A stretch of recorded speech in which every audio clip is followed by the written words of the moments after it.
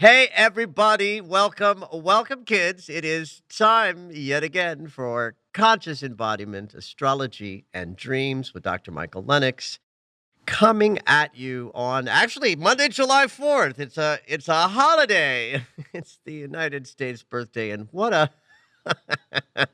what a moment in the United States consciousness. You really couldn't make this shit up. You really couldn't make this shit up, and I have a lot to say today, right, about the new moon in Cancer from last week, conjunct Black Moon Lilith, the proximity of that moment with what happened in the United States with the Supreme Court, and this month of July. Like, this really is probably the diciest month of the year, right? We had May, which was, complex and deep and eclipsy and sort of wild. Then we had a kind of a restful month of June. And then we get to this month of July, which has two major astrological events that are wildly significant, not just for the month of July, but for life on the planet, especially life in the United States of America. Yeah, I'm curious to hear about the Pluto return, because that was such a shining moment during your New Year's forecast. Yeah, and there are three peaks of this Pluto return, and July is one of them. And let's just sort of dive in a little bit to some of these these two big July transits. The Pluto return of the United States that it peaks on the 11th next week, and then at the very end of the month, Uranus is going to conjunct the north node of the moon. Both of these topics I will go into in great depth the week that they show up. So next week, there'll be a significant amount of talk about the Pluto return of the United States. And then the last week in July, we'll go over the Uranus conjunction of the North Node. But I want to introduce those ideas today because we're in this kind of kooky lunar cycle that was kicked off by the new moon in Cancer last week. And so there's something just ironic to me about this week's episode launching on July 4th when the United States is in a bit of a existential crisis. And in the spirit of astrology matching, life experience, we are truly in a you really can't make this shit up kind of moment.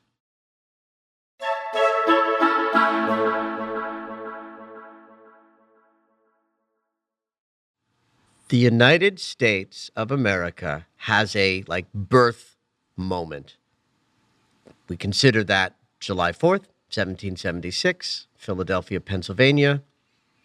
Some people cast that chart for 5 p.m. because it was understood that more people signed as the day waned. Some people, like myself, just cast it for 12 p.m. Regardless, the birthday of the country is today, July 4th. 1776 was the initiation of that, and every year we celebrate the birthday of the United States. So the United States is a Cancer country. The sun was in Cancer on July 4th, 1776. So was, by the way, Jupiter and Venus and Mercury. That means the essence of our country, the sun of it, the sense of expanded possibility and abundance and prosperity that the country offers, Jupiter in Cancer. The heart of the country, Cancer, Venus in Cancer, and the intellect, the messaging, the mind of the country, Mercury in Cancer. Retrograde, by the way. So the country has a kind of challenge around its voice. And I think because of polarization and divide that has been around since before the country was formed and as the country was formed, I think that the divide that has existed since the country's beginning is part of what we're grappling with today in a big way. So what makes the Pluto return significant is that any returning planet kicks up the consciousness of that planet in an extra way. So how anybody listening to this podcast will understand this immediately is your birthday is your solar return. Right? We just think of it as a birthday, like, of course, we all have birthdays, but why would we celebrate the birth moment a year later? That's because of our relationship with the sun. The sun is the center of our consciousness. And so once a year, the solar return says, we're going to be thinking about the consciousness of the sun more than anything else. And that's your identity. Happy birthday. Most people know about the Saturn return. It's a fairly ubiquitously known about astrological transit that happens to someone roughly when they're turning 30 and 60. Anywhere between 28 and 30 and 58 and 60. The planet Saturn will return to where he was when you were born. And the consciousness of lessons and grappling with life's, challenges come up in a very big way when we're anticipating turning 30 and or 58, 59, 60. The process of moving through a Saturn return is you become a full-on adult by facing the challenges, lessons, or consequences that you need to face in order to be ready to cross the threshold into full-on adulthood. I'm in my second Saturn return, so I'm facing lots of, constrictions about who I am and what I do and how I present it to the world so that I can step powerfully into my sort of wisdom chapter. Second Saturn return. And I'm in my first. Oh my God, that's right. I keep forgetting about that. You've also got Saturn in. Yeah. I love that. Because we are that many years apart in age. I love that. Oh, it's so sweet. Yay, we're both in squeezy moments. So no one lives to 300 years old, so there's no such thing as a Pluto return for a human being, right? Because we just don't live that long. But a young country like the United States can certainly have one, because here we are. July 4th, 1776, besides the fact that Venus, Mercury, Sun, and Jupiter were all in Cancer, opposite Cancer is Capricorn. That's where Pluto was, 27 degrees to be exact. That is where Pluto is now. So Pluto is back to 27 degrees of Capricorn, peaking exactly where he was in 1776 this month. February and December as well, because of retrograde motion. He'll hit the point once, turn around, hit it again. That's this month, and he'll go direct in a bit and hit it again at the end of the year. And Pluto is our underbelly. It's showing our shadows, right? That's right, our shadow. Oh, that gives me the chills thinking about this month. Yeah, well, it's chilly. Honey, it's chilly and it's frightening. Because we have shadows. Yeah, in fact, the great lie of the United States of America goes right back to the Declaration of Independence, saying all men are created equal in a country that was built on the lands of indigenous people that we slaughtered to get out of the way, physically built by Black people who were enslaved and considered subhuman. And here we are, this shining, bold language of all men are created equal is the driving force of what America thinks it is. But that was built on shadow, on lies, on hidden, on power and authority issues shoved into the basement and not reckoned with directly. So Pluto holds that idea of shadowy, hidden power struggles and has spent the last couple of hundred years moving around the zodiac, coming back to where he was at the moment of the forming of this country. And this mess that we've been in for the last bunch of years, peaking this year, is the reckoning of the Pluto return of the United States of America.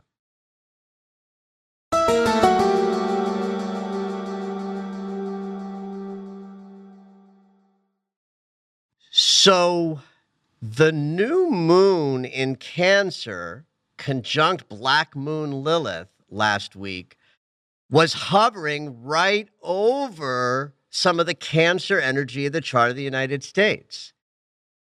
So this moment that we're in, this entire lunar cycle, for my money, would be the peak of the pulling the covers off of the United States to say, look hard in the mirror, because this is who we really are. So I can't start a podcast episode that releases on July 4th when we're in the lunar cycle kicked off by a new moon that's allowing all humans to get in touch with the rages that are below the surface at things that are not right. That's a black moon Lilith consciousness. So we're in a Cancer-driven lunar cycle with the enraged, disowned feminine power of black moon Lilith, like in our sights, like right up there in our consciousness, in a month where the confrontation of America having to look in the mirror and see itself, warts and all, is part of what makes this entire month so challenging, because we are grappling with seeing things how they are, and then being left wondering, like, are we past the point of no return? How are we going to pull back from this? What's next? And all that other stuff. Now, I'm not a political astrologer. I do not generally ever connect world events and astrology. In fact, I think I would be rich and famous if I did that. If I were putting out my red robe astrology videos every day, just talking about how awful everything is and pointing together astrology with difficult world events, I think that more people would be. But that's not, who I am. It's not how I want to use astrology. I want to use this moment of new moon in Cancer, conjunct black moon Lilith at the moment of the Pluto return of the United States to get people activated.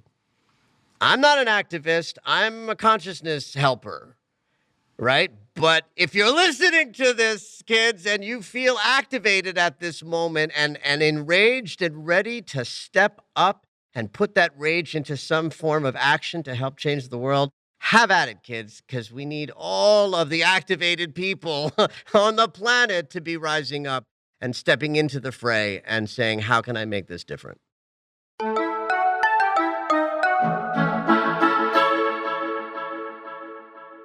I want to talk a tiny bit about the conjunction between Uranus, the Great Awakener, and the north node of the moon that hits on July 31st.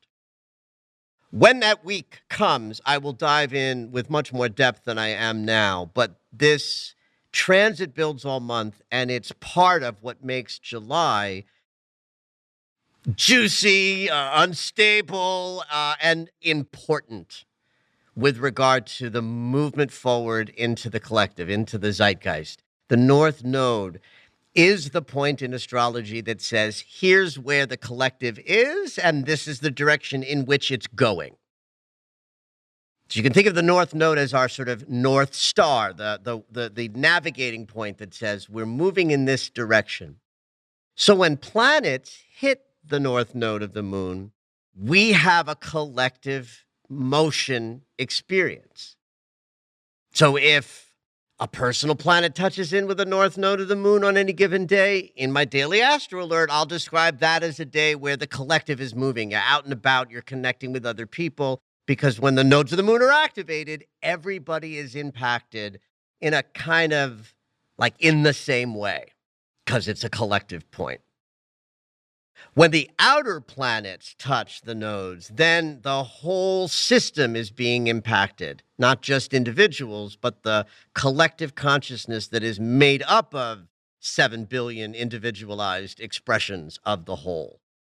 Uranus wakes us up to higher levels of awareness. And so the pulling of the covers a little bit these couple of months, or couple of years really, in the United States, of seeing things a little bit more clearly without the hidden bullshit of propaganda and people with their heads below the surface of the sand. This is one of those moments of you cannot not see what's going on. You cannot not be woken up to what's going on. The Great Awakener is saying we are moving fast and furious into new territory. And Uranus says, we don't know what that means. We don't know where that's going. Uranus does not know from right, left, good, bad, the moral caring for all people, or the fundamentalist Christians, decision to sort of polarize all people. Uranus responds to everybody on the planet. And so we are hurtling forward into unstable territory of change and revolution, and the anything can happen and probably will. And so if you put these couple of things together, a new moon in Cancer, conjunct black moon Lilith, the Pluto return of the United States, and this profoundly destabilizing push forward into a greater acceleration of like time just moving fast and things happening at breakneck speed, and you shove them all into 1 month, and we got a rough month ahead, especially as it relates to how you as an individual choose to perceive the difficult changes that are happening in the world. We have to decide who we want to be in relationship to those changes. The Cancer archetype is all about preparation in order to take the world on. And so this lunar cycle has that built into it, that we're hurtling forward fast and furious, and we're being invited to go in, care for self at a deep level, because we've got a mountain to climb that is enormous and dire and crucial to our survival. And that's what makes this month a kind of rough passage. I saw a funny meme this week that was like, we keep wanting a hot girl summer, but then the American government commits human rights violations and we have to protest all summer. When do we get to have fun? When do we get to have the fun hot girl summer? Well, yeah, I don't know, but I respond well to the idea of protesting, activating, and this is that signal moment. This is that moment of, marshal your resources and get ready to fight.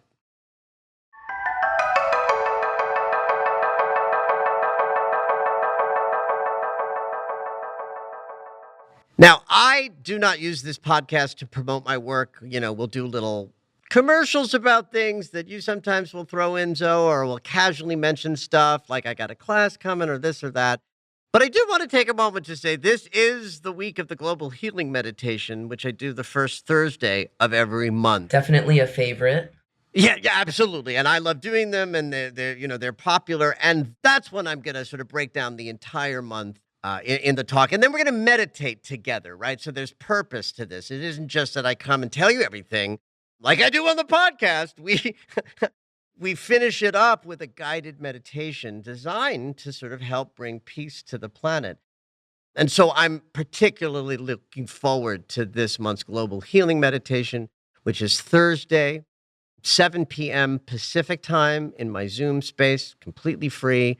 You can find the link to join on my website at michaellennox.com. You scroll down to the bottom of the site where there are blog articles, and one of those articles is devoted to the Global Healing Meditation, and the Zoom link is there.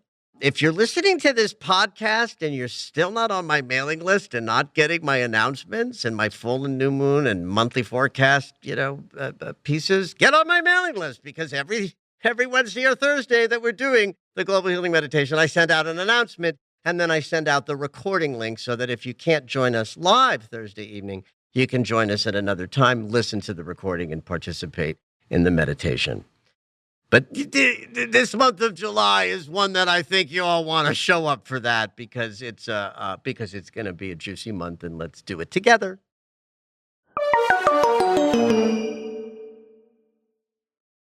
So now let's get into the astrology of the week. I feel like we dove into some other stuff, and there's not a whole lot going on this particular week in terms of the 7 days that we talk about, starting today and going through Sunday. But it's a great week for communication and action to be well aligned. Mars is the planet of our action, decision-making, how we embody our lives, and the choices that we make. Mercury is the mind, the voice, communicating, connecting with others through language, words, and intentions. Right now, these two planets are in an almost exact sextile, a 60-degree relationship. Part of why two bodies in a 60-degree angle to each other work well is because there's a compatibility of elements when two planets are 60 degrees apart that make them more effective by virtue of working with each other. Mars in Aries is a fire sign. Mercury in Gemini is an air sign. And when you put fire and air together, they do something new in a really powerful way, that fire uses air to burn more brightly.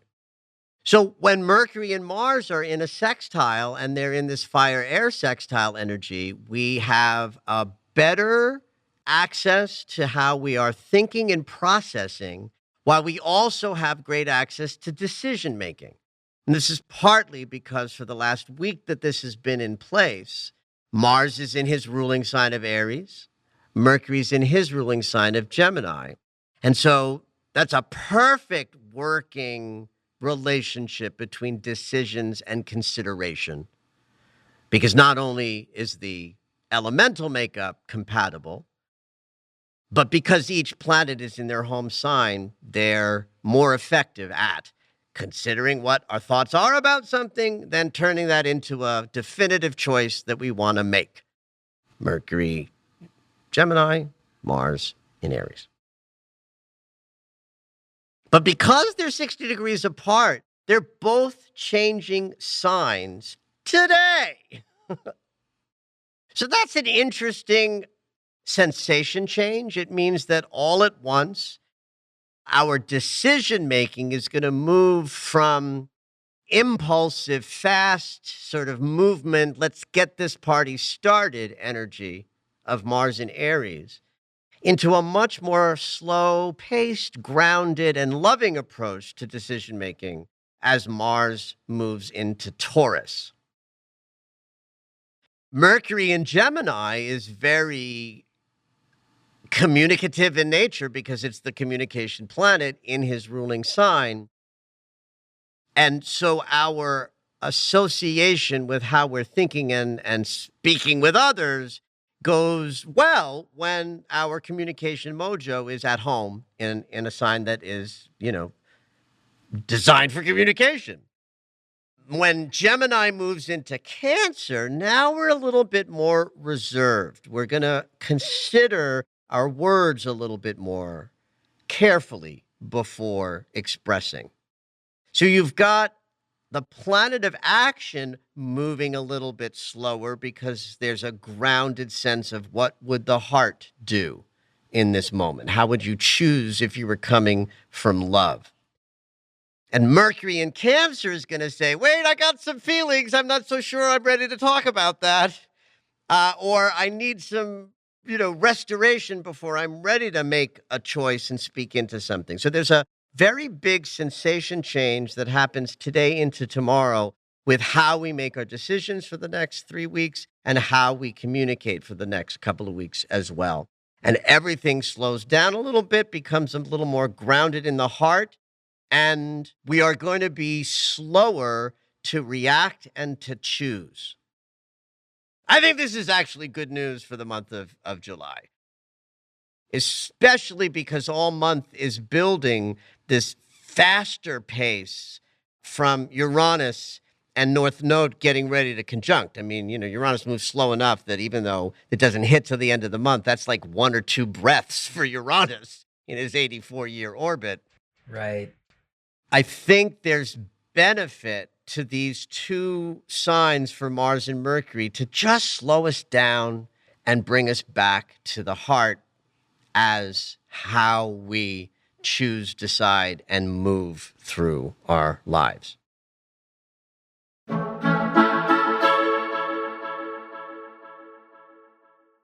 They will stay in this sextile all week. So the effectiveness of your communication and decision making of the last couple of days and the next week ahead is going to remain productive and creative.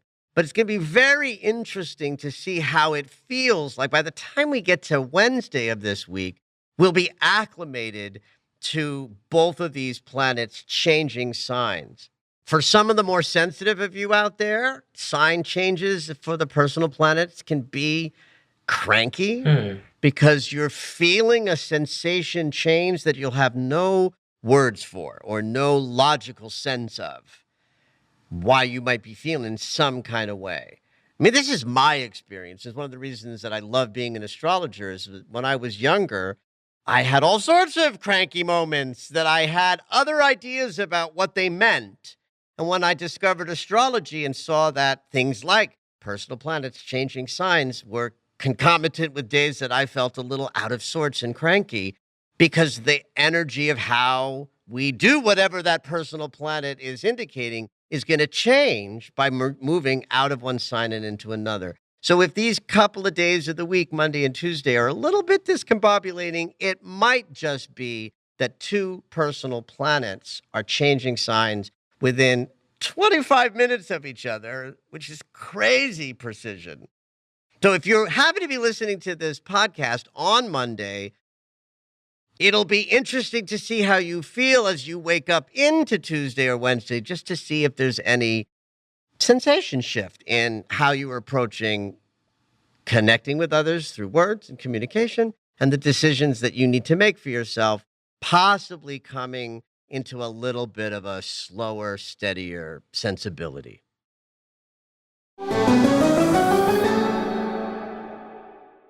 So the last little thing I want to say about the week ahead is that this new moon in Cancer last week really triggered so much crazy energy, both for people personally, but for the world at large, especially the United States.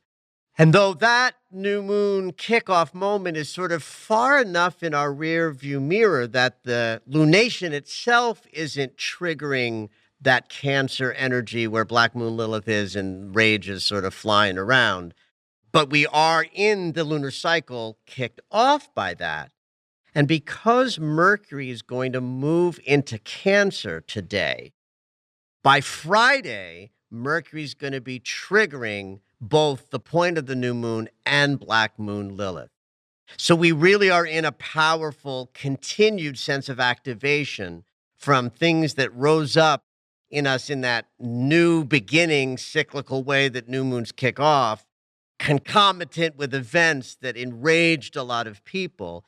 Mercury moving into Cancer and crossing over those sensitive degree points of 7 degrees of Cancer where the new moon was, and like 8 degrees of Cancer where Black Moon Lilith has moved to in the last week. Our communication this week is going to be very engaged with the material that was triggered in last week's lunation. So we're still going to be talking a lot about everything that has been sort of introduced into our experience in the political landscape of the United States of America. So do your best to take that information in, participate in whatever level of conversation you need to about that, but also watch out for going off into the deep end of too much complaint, too much obsessive focus on everything that's wrong and breaking down, because Mercury in Cancer could inspire that. And do your best as we move through the week to find the sort of middle ground where you are honoring your voice, but not overwhelming yourself by getting dragged into obsession. Cancer archetype is where obsession kind of got invented. So just watch out for that as the week progresses, and have at it, kids.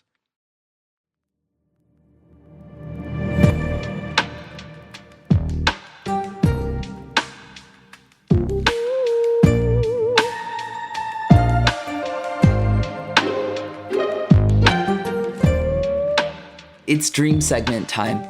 Every week, Dr. Michael will interpret dreams that are sent in via email or take a live caller. If you would like your dream interpreted on the podcast, you can go ahead and email us at dreams@michaellennox.com. Hopefully your dream will make it onto the show.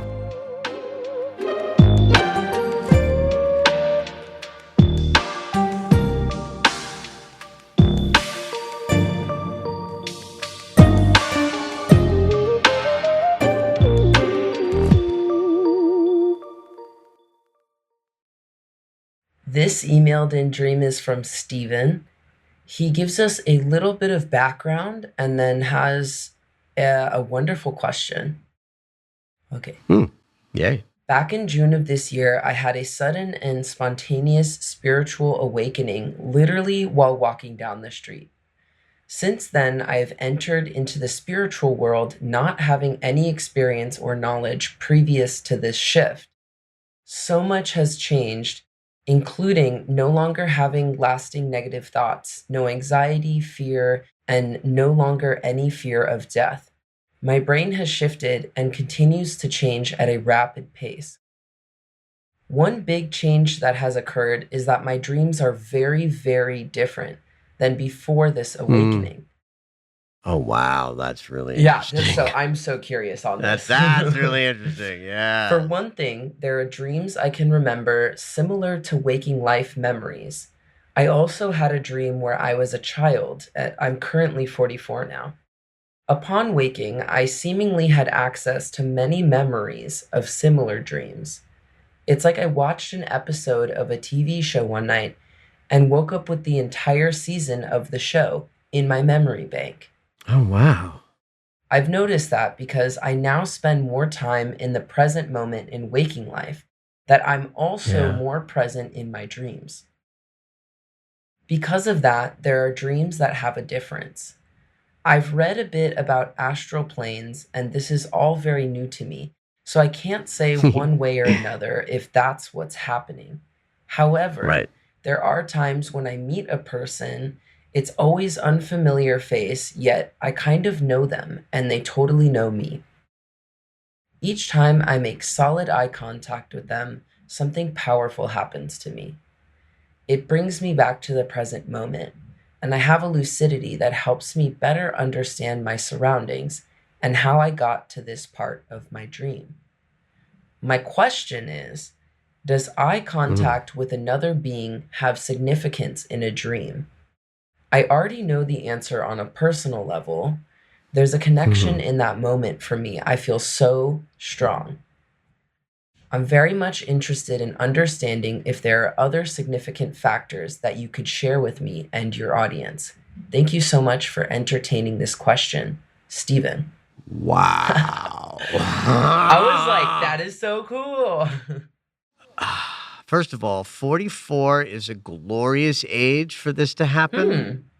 For one thing, I'll bet you this person's astrological chart is intercepted, which is an indication that there's a first half and second half of life that shifts in the early 40s.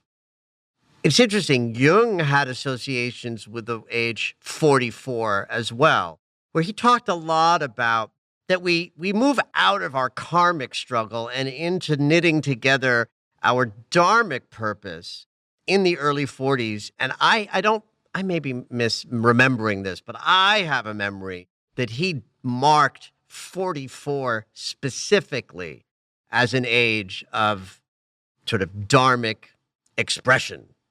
This is also known as the midlife crisis? Well, listen, if you have a midlife crisis, but you meditate a little bit while you're doing it, we can call it a spiritual awakening. I love that. Well, really, what a spiritual awakening is a breakdown of the egoic mind constructs that are designed to keep us separate. And so we lose that when we lose our minds or we have a numinous spiritual experience. And sometimes those experiences are the same. Like when I had my big Kundalini explosion, Christed walk that lasted 18 months. I mean, this is like a crazy opening that I had, like memoir worthy, which also happened to me right in my sort of early 40s. If I had gone to a Western doc and told him everything that I was experiencing, I would have been locked up immediately. Right? This is unrelated, but I remember sitting down with a man who had he was either bipolar with psychotic features. I don't think he was schizophrenic, but he had a whole breakdown where he, from all external perceptions, we would say, well, he's lost his mind. But I wanted to hear about his journey of delusions. We spent like 5 sessions just going through what happened when he lost his mind and interpreting what he gained. In other words, he lost his rational mind, but he gained this bigger connected mind, right? So what Hmm. Stephen is talking about is a standard dissolution of the egoic center of perception that is designed to be singular, self-focused, and separate from everything else, kind of like a horizontal experience of self. I'm here, you're across from me, we're separate, horizontal. What Mhm. happens when we lose that, when it breaks open and falls away for a second, and in Stephen's case, in this sort of kooky, walking down the street kind of moment, we suddenly get shoved into what we would call vertical consciousness, where we're now more oriented to what's above and below us and not what's across from us. So what's below us is the earth, and what's above us is the sort of father sky, God. So we got mother, father, God in the below and above. And so when we're living vertically, we feel connected to the all that there is, because the disconnect from the all that there is like inserted into us. It's not Mm. organic. What's organic is there's only one of us here. We're all profoundly connected. We're all much more connected to the below and the above than to each other in the way that we see each other as separate. We're actually all just one being, one organism with 7 billion facets.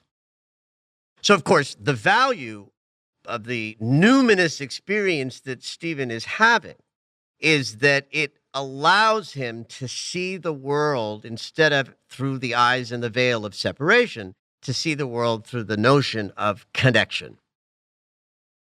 So there's two ways that I would say that all of us can fall into that sense of connection to oneness, no matter what our spiritual evolution brings us to, or how evolved we are, or how many hours you put into your, like, I meditate more than you, blah, blah, blah. All of that notions of, like, I'm going to do all of these things to increase my spiritual connectedness. The two places where that's not necessary, where we don't need intervention to connect us, is when we're dreaming and when we're looking into someone's eyes. Mm. This trope of the eyes are the windows to the soul is not made up. We see the connectedness in dreams because the part of our inserted mentality that keeps us separate is sleeping. Mhm.